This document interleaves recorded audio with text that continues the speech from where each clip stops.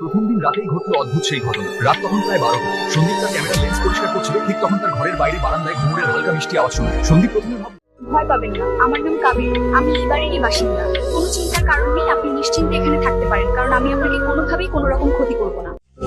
সেই রাত থেকে শুরু হলো এক নতুন অধ্যায়। প্রতিদিন মাঝরাতে কাবেরী আসতো সন্দীপের ঘরে।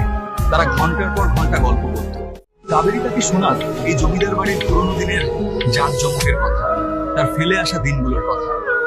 সন্দীপ খেয়াল করেছিল কাবেরীর শরীর থেকে সবসময় একটা হালকা শিউলি ফুলের গন্ধ আসতো।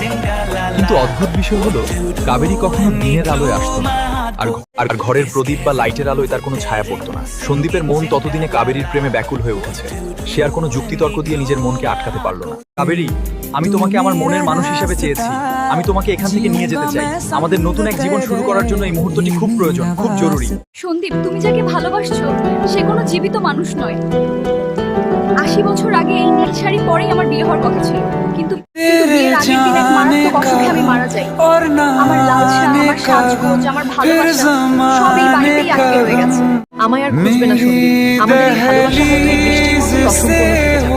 ভালো থেকো তুমি, কারণ আমার ফেরার কোনো পথ নেই। আমার জন্য যেও না। আমায় আর খুঁজবে না সন্দীপ, আমাদের এই ভালোবাসা হয়তো এই বৃষ্টির মতো অসম্পূর্ণ থেকে যাবে। ভালো থেকো তুমি, কারণ আমার ফেরার কোনো পথ নেই। আমার জন্য যেও না। এতগুলো বছর ধরে আমি শুধু এমন একজন মানুষকে খুঁজছিলাম যে আমার আত্মাকে নয়, তোমার এই পবিত্র ভালোবাসা আজ আমাকে এই অতৃপ্ত জীবন থেকে মুক্তি দিল। সন্দীপ, ভালো থেকো।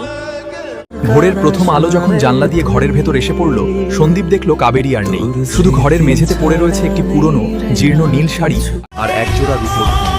সন্দীপ বুঝতে পারল কাবেরী চলে গেলেও তার প্রথম ভালোবাসার স্মৃতি এই নীল শাড়ির ভাঁজেই চিরকাল